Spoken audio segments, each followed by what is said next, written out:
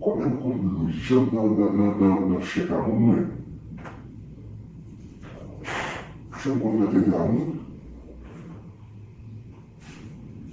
Alô?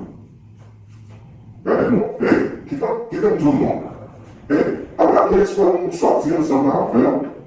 Sozinhos na Ravel, sozinhos bem fortaleza, quase bem frio. Sozinhos na Ravel, tem igual a mulher, tem igual a mulher, então. Não vou dar minha força, não vou passar nada.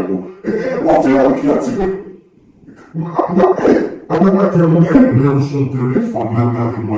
Se o soldado aqui no telefone, não. Olha, eu tô com Deus no telefone, não. Mas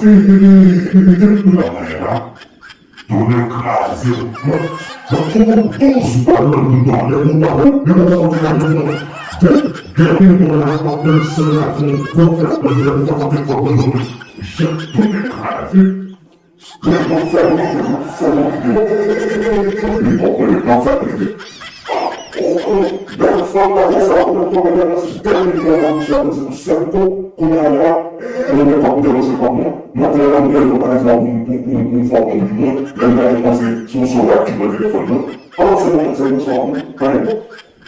mas os padrões da minha classe de culpado é declaração. Só um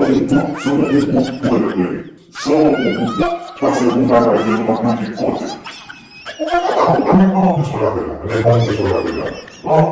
Não é fazendo só aqui no telefone que é fácil. Exatamente, você fica exatamente jogando uma caçamba, uma caçamba. Olha, você vê, tudo é mulher. Como uma coisa, já me trabalhando.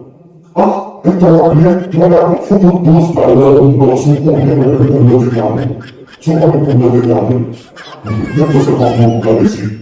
Qual será o família, a mulher, a mão, o nosso comendo, o soldado aqui. Eles vão jogar, mas aí nós sabemos que é bom. Bom, se você vai assim, então, lá fica,